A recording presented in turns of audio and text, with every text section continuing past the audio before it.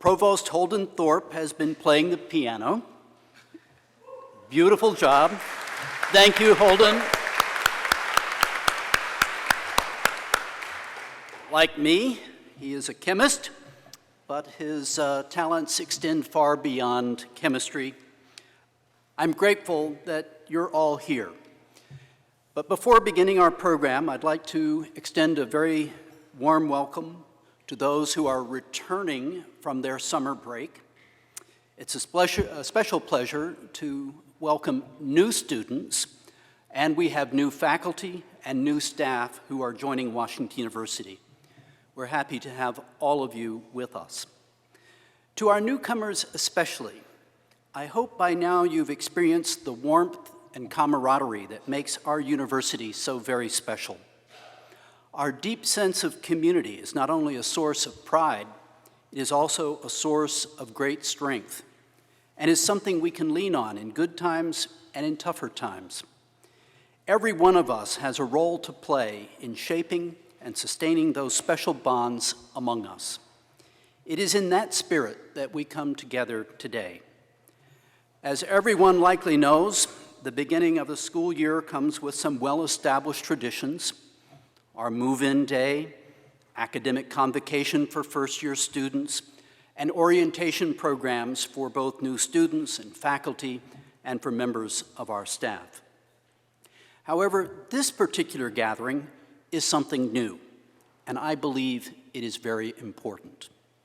Over the next hour or so, we'll be asking you to join in thoughtful and at times perhaps even somber consideration of our place in the world, our responsibility to one another, and our shared values. Through music and words, we will celebrate the fact that we can be united in purpose while diverse in ideas and perspectives. We will recognize that each of us can indeed make the world, including, importantly, right here in our own St. Louis, a better place, and recommit to doing just that. So why did we embrace the theme of reflections? First, we adopted reflections because we wanted to take this opportunity to reflect upon recent events here in this region, in our country, and abroad. We have suffered many tragic losses because of incomprehensible hatred and deep-seated prejudice. We have also experienced losses from devastating natural disasters, and we need to reflect on how best to address the aftermath of these tragedies while working to prevent such losses in the future. Second, we adopted reflections as our theme because we wanted to dedicate time to self-reflection by challenging ourselves with some important questions, such as, are we each maximizing our potential? Are we open to new ideas that could lead to new discoveries, greater understanding, and stronger and more positive relationships? There is much we can accomplish, individually and collectively. Are we making a positive and lasting difference? Finally, we chose today's theme because we wanted to begin the new year by reflecting upon our shared community values of mutual respect, inclusion, and free expression. As I shared with our first-year students and their families last Thursday evening, our community brings together a richness of diverse backgrounds.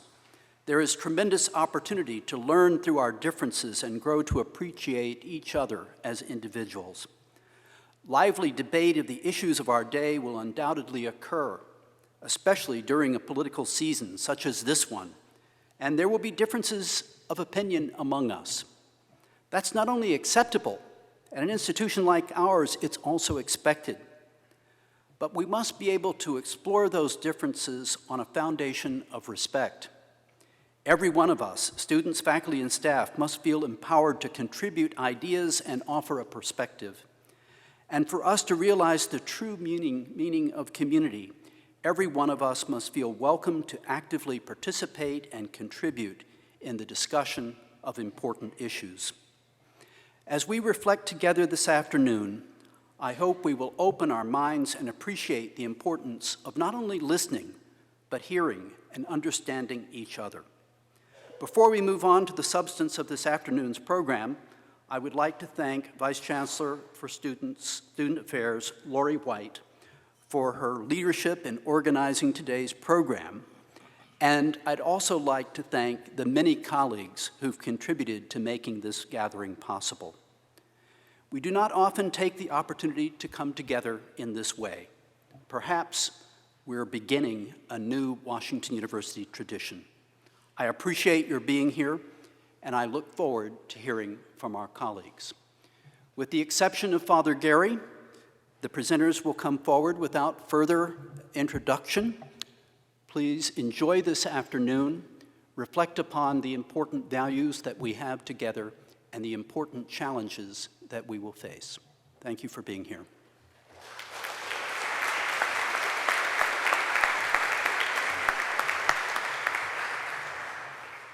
Assalamu alaikum. Peace be upon you. My name is Ishaq Hussain, and I'm a junior here at Washington University.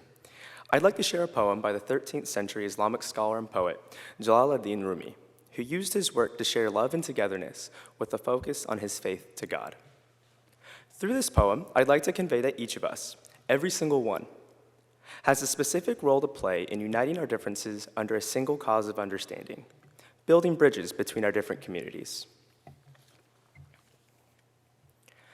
Be with those who help your being. Don't sit with indifferent people whose breath comes cold out of their mouths. Not these visible forms. Your work is deeper. A chunk of dirt thrown in the air breaks to pieces. If you don't try to fly and so break yourself apart, you will be broken open by death when it's too late for all you could become. Leaves get yellow. The tree puts out fresh roots and makes them green. Why are you so content with a love that turns you yellow? Be with those who help your being.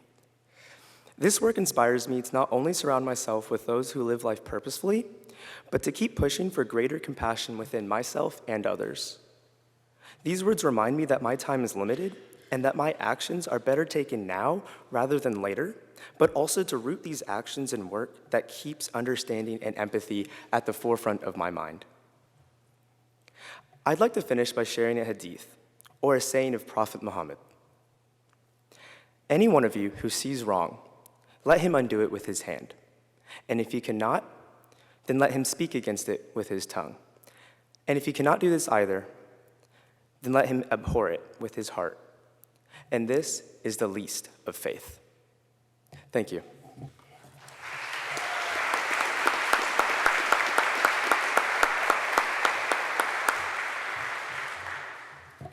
Hi, my name is Bianca Kaushal, and I'm going to read a little passage from a book called Why Do We?, which elaborates and expands on concepts and traditions in Hinduism. The real meeting of people is the meeting of their minds. When we greet each other, we do so with namaste, which means may our minds meet, and is indicated by folding palms placed before the chest. In addition to folding palms, it's customary to bow one's head as a sign of extending friendship in love and in humility. The spiritual meaning of namaste is even deeper. A key belief in Hinduism states that the life force, or the Lord's Spirit, in me is the same as the life force in all other beings on this earth. Recognizing this oneness with the meeting of the palms, we salute with head bowed the divinity in the person we meet. That is why sometimes we close our eyes as we do namaste, as if to look within the individual being in front of us and see the Lord's Spirit inside. The gesture is often accompanied by words like Ram Ram, Jai Siya Ram, Namo Narayana, Jai Siya Ram, Om Shanti. By saying one of these mantras, we indicate a recognition of this divinity within the individual in front of us.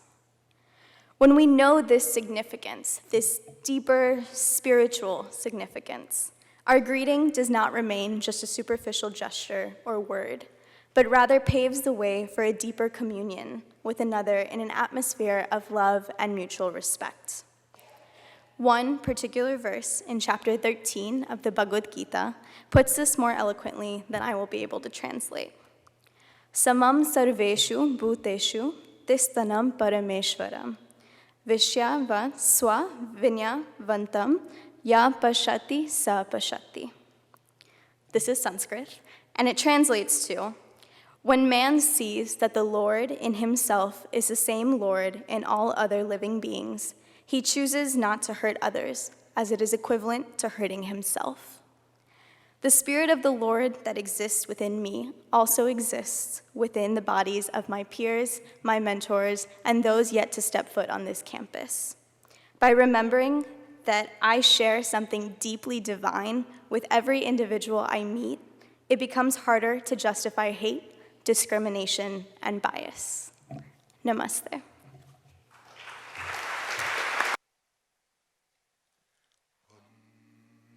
I was born by the river in a little old tent.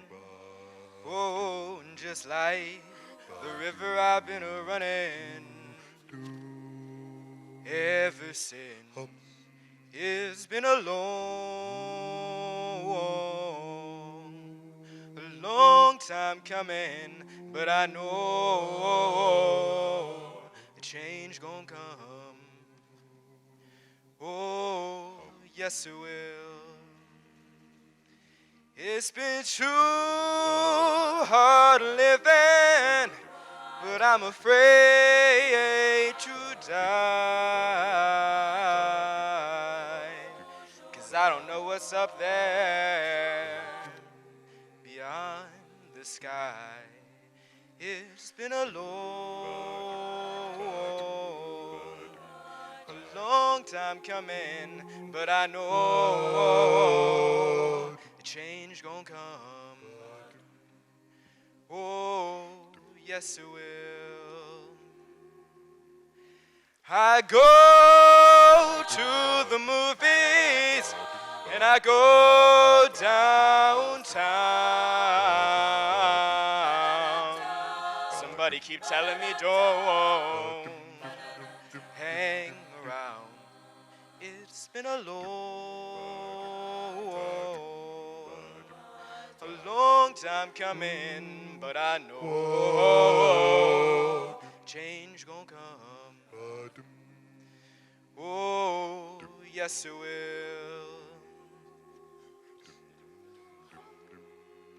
So I go to my brother and I say, brother, help me please.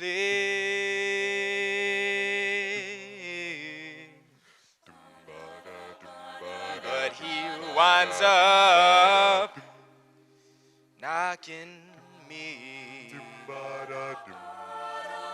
right back on my feet. Oh, there've been times that I thought I couldn't last for long. Now I know I'm able to carry on. It's been a long time coming, but I know change gonna come. Oh, yes it will.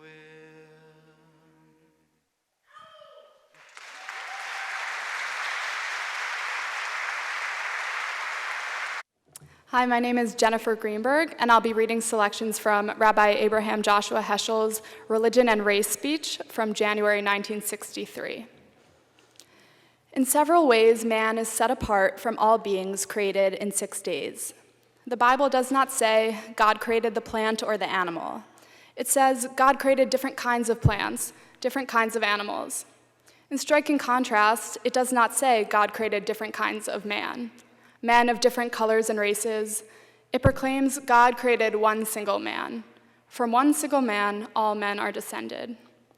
God is every man's pedigree. He is either the father of all men or of no man. The image of God is either in every man or in no man. How many disasters do we have to go through in order to realize that all of humanity has a stake in the liberty of one person? Whenever one person is offended, we are all hurt. What begins as iniquity of some, what begins as inequality of some, inevitably ends as inequality of all. Equality is an interpersonal relationship involving both a claim and a recognition. My claim to equality has its logical basis in my recognition of my fellow men's identical claim. Do I not forfeit my own rights by denying to my fellow men the rights I claim for myself? It is not within the power of God to forgive the sins committed towards men. We must first ask forgiveness of those whom our society has wronged before asking for the forgiveness of God. Most of us are content to delegate the problem to the courts, as if justice were a matter for professionals or specialists. But to do justice is what God demands of every man. It is the supreme commandment, and one that cannot be fulfilled vicariously. Equality as a religious commandment goes beyond the principle of equality before the law. Equality as a religious commandment means personal involvement, fellowship, mutual reverence, and concern. What we need is a total mobilization of heart, intelligence, and wealth for the purpose of love and justice. God is in search of man, waiting, hoping for man to do his will. Thank you.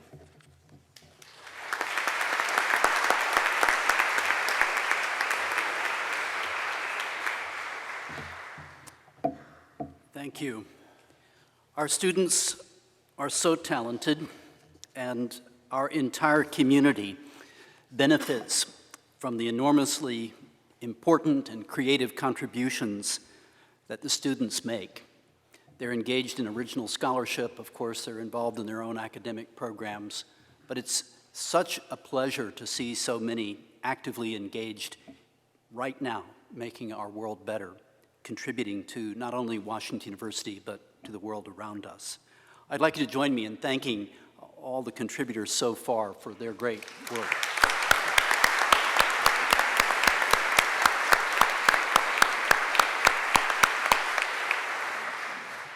It's a pleasure to introduce Father Gary Brown. He is our next speaker. He is said to be a fixture, but that's an understatement, in our Washington University family. He's been here longer than I. He's in his 25th year, and he has been director of the Catholic Student Center. In that time, he's built a community of hospitality, not only for our Catholic students, but for students of all faiths, for anyone seeking intellectual, moral, social, and spiritual growth. If you happen to go to Mass or a service any day of the week, it's not uncommon to see people in the pews of all ages from throughout our region. They keep coming back because once anyone hears Father Gary, it's not something quickly forgotten. He is a person who has stepped forward in times of personal crisis for many, and in terms of national crises and institutional crises. I remember best, for example, about 15 years ago now, when the United States faced the tragedy of 9/11. 15 years ago, Father Gary gathered with others like we are gathering here and helped us understand and brought a sense of peace, even on the very day that we faced that tragedy. Father Gary has helped many people in this community, Catholics and many others. Father Gary is warm and engaging and has an infectious laugh. I understand that he has an affinity for sandals and cake icing. Both, of course, not meant for eating. You may have to ask him about that after the program. It's a real pleasure to have Father Gary with us this afternoon to hear his reflections. Father Gary.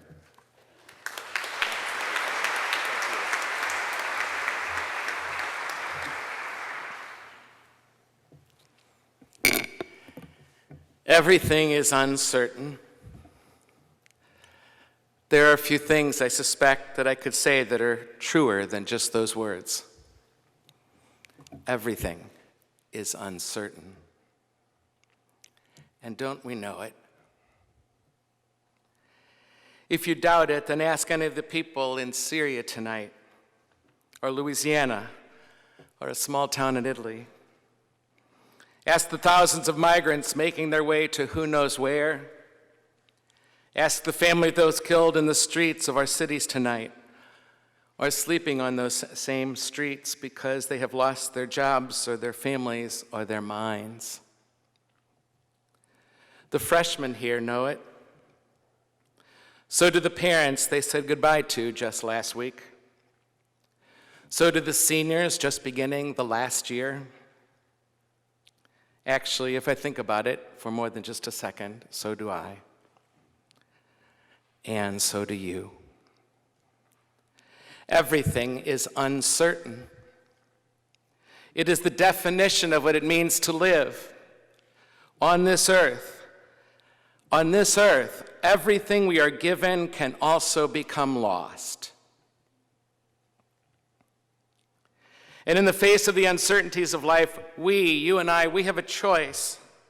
We can numb ourselves to it because it all gets to be too much for us sometimes.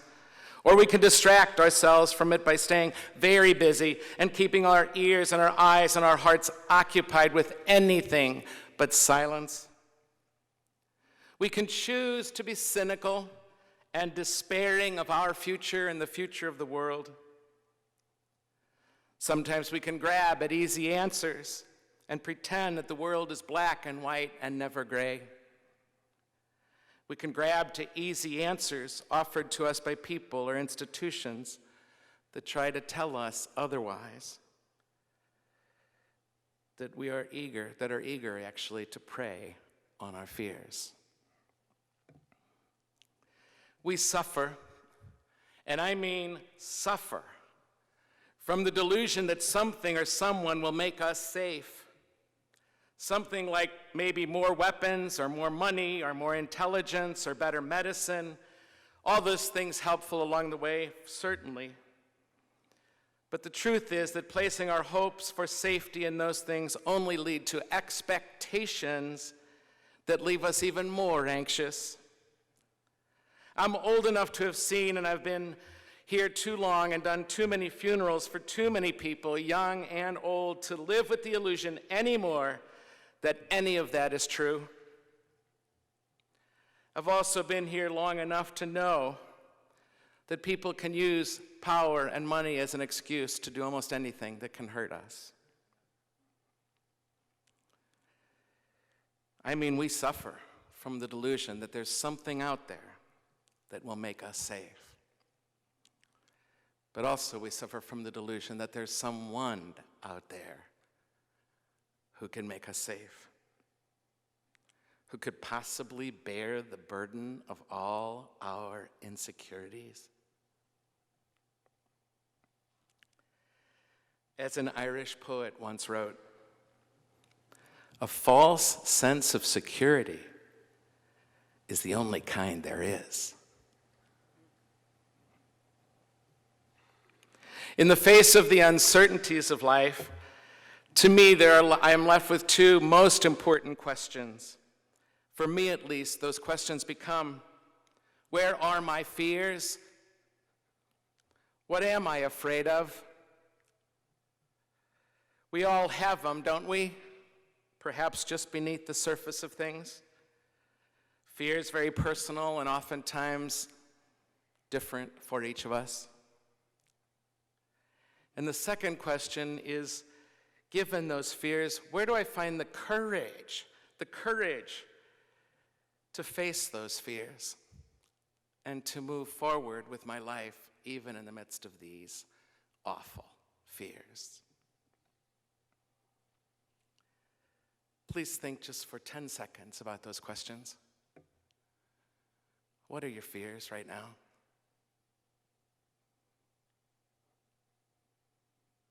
And where is your courage?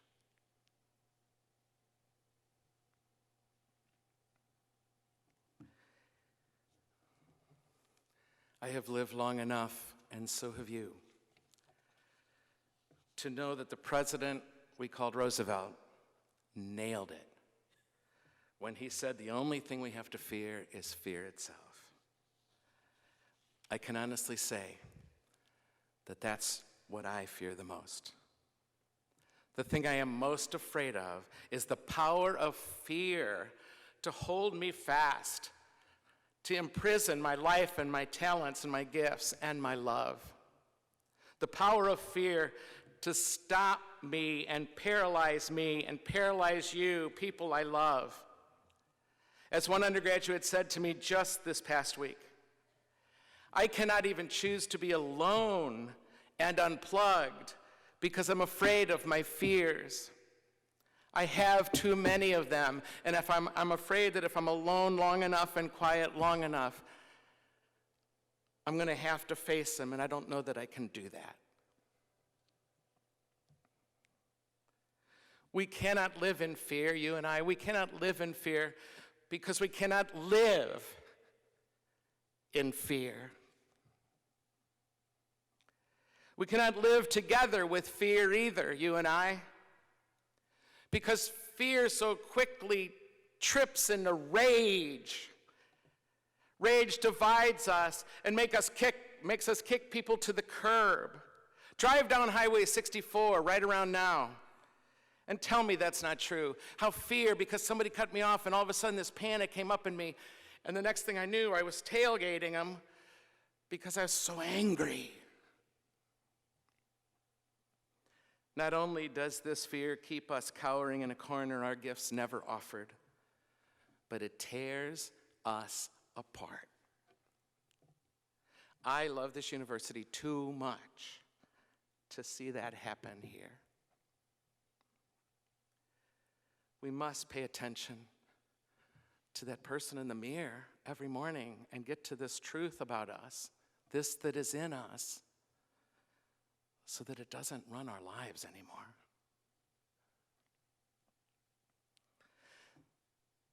Something inside of me wants to believe that someday I can be assured I will be safe, and that everybody I love will be safe. But I've come to see that to expect to be safe myself, or that people I love will be safe, is a very difficult demand to make on life. There is little in life that is safe and secure for long. Be safe. Be safe. It was something that I would whisper in the ears of many as I hugged them goodbye. Be safe was my prayer for them.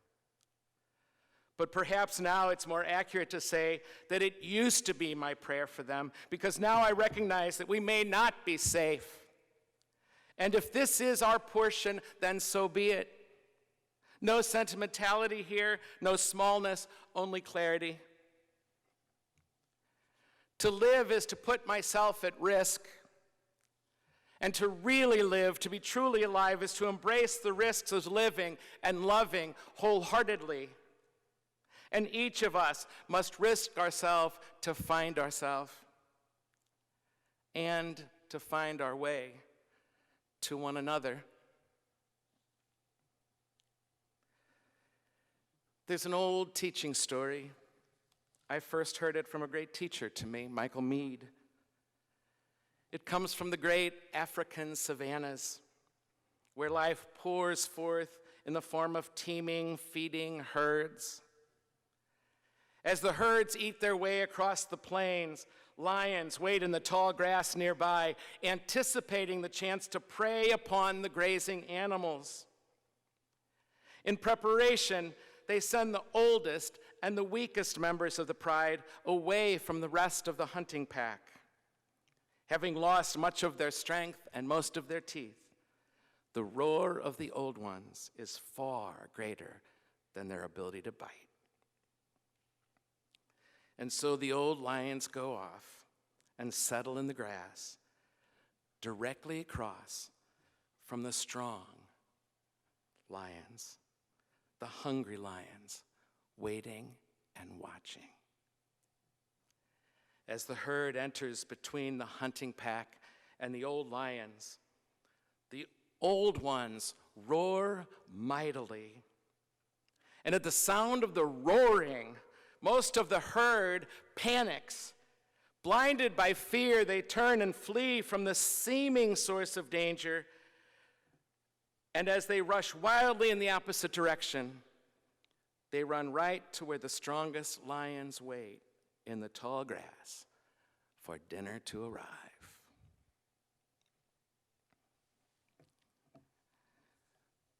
Run towards the roar. The wise used to tell us that. Run towards the roar. The world is roaring. Many of us find ourselves in panic mode. It renders us easy prey. When the world roars at us, it's time to go where we feared to go. Run towards the roaring. Go where you fear to go, for only there will you find your way through danger. Trouble that is faced when it first appears can be a roar that awakens something deep in us, sometimes our deepest resources. In times of trouble or tragedy, a person can either step into life more fully or else slip into a diminished life characterized only by fear and anxiety. When I manage to run towards the roar, I find this sort of internal power in me, this freedom and a beauty beyond the usual definitions. When I run towards the roar, the uncertainty of things is the stuff of adventure, because just waking up puts us at risk, and we can figure it out as we go. And we're not by ourselves in this. When I run towards the roar, the only true safety I have ever seen is a safety that we can build into our lives today and into the lives of others today, with the way we smile at each other walking across campus. The word, the kind word, the affirming word, the helpful word. A contribution of some sort to something we believe in, from us to them, from us to the future. What choices can I make today to be less scary to you? What can I do to make it easier for you to trust me? At least for today, that can make the world a little safer for someone. The courage to run to the roar comes from trust for me. I cannot speak for you in this, but for me, trust is the only way, and it doesn't come easy. To trust that I will be well, no matter what happens to me, or what is ever taken from me, actually. And to trust that I can be an even better person because of it. To trust that my fears from living in this uncertain world can actually be stepping stones to action and to be becoming a better person. It's a matter of trust. Trust. And this is the biggest one, at least for me. To trust that no matter even if my worst fears come true, until I close my eyes for the last time, I can still look up at a blue sky or a St. Louis sunset or my real and true friends, and let that be enough.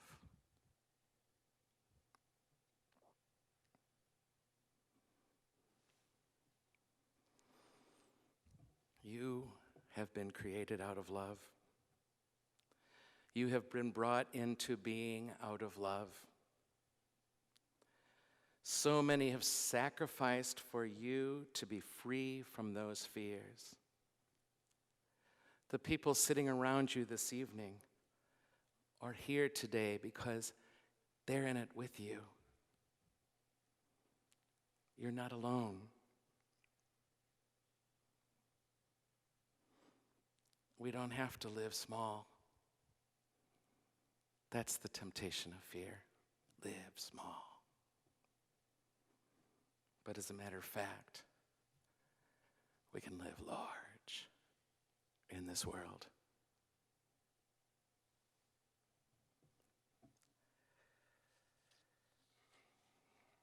If the roaring comes from here, no matter how loud it gets, don't run that away. Run this away. Run to the roar.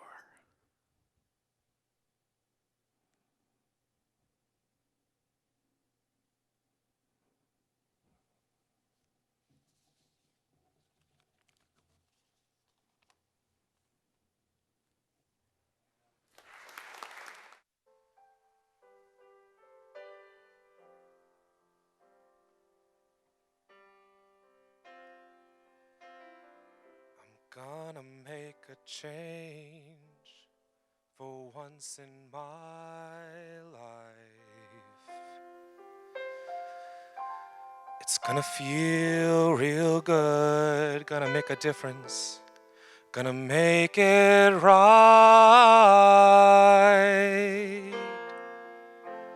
As I turn up the collar on my favorite winter coat, this wind is blowing my mind. I see the kids in the street with not enough to eat. Who am I to be blind, pretending not to see their needs? A summer's disregard, a broken bottle top, and a one-man soul. We follow each other in the wind, you know, 'cause we got nowhere to go. That's why I want you to know I'm starting with the man in the mirror. I'm asking him to change his ways. And no message could have been any clearer. You want to see the world a better place, take a look at yourself and then make that change. Na na na na na na na na na na.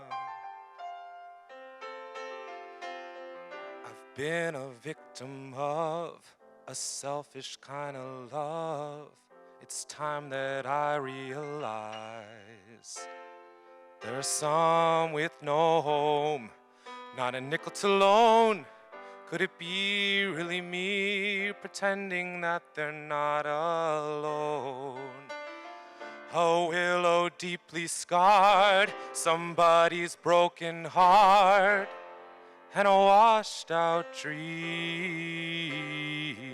They follow the pattern in the winds you see, 'cause they got no place to be. That's why I'm starting with me. I'm starting with the man in the mirror. I'm asking him to change his ways. And no message could have been any clearer. You want to make the world a better place, take a look at yourself and then make the change. You got to get it right while you got the time, 'cause when you close your heart, then you close your mind. Na na na na na na na na na na. Make that change. Make that change. I'm gonna make a change for once in my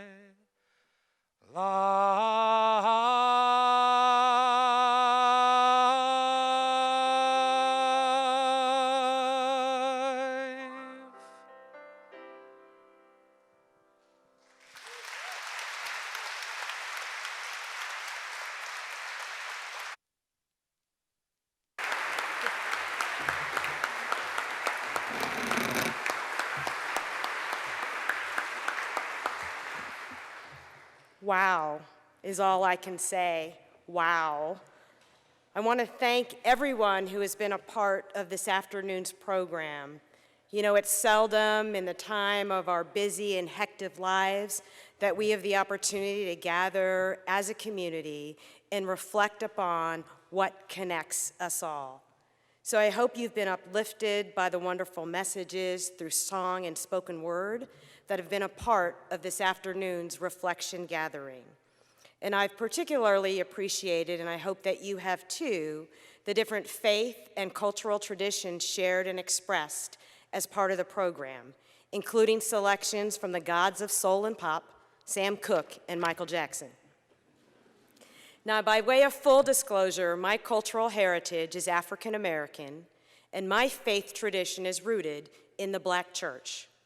So growing up in the Black church and sitting through the weekly 3-hour on Sunday church services, I developed a great love for old Negro spirituals. These songs, taught to me by my grandmother and sung by the freedom singers during the civil rights movement, often serve as my inspiration when I'm asked to give remarks for gatherings such as this afternoon's program. Often the core of a spiritual was to keep the singer or singers uplifted in the midst of trials and tribulations. And while sometimes spirituals have an explicit reference to God or religion, spirituals also have a broader purpose, as they are also a means of conveying messages to those singing and hearing a particular song. One of my favorite spirituals is entitled, "I Have Been in the Storm So Long." Been in the storm so long, I've been in the storm so long, children, been in the storm so long. Oh, give me the time to pray. My interpretation, thank you.